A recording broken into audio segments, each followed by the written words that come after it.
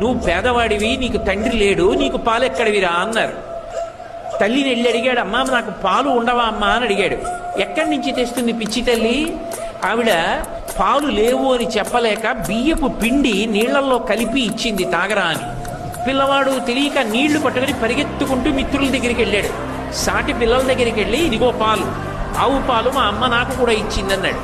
వాళ్ళు వాసన చూసన్నారు, ఇవి ఆవు పాలు కావు, మీ అమ్మ నిన్ను మోసం చేయడానికి వరిపిండి నీళ్ళు ఇచ్చిందన్నారు.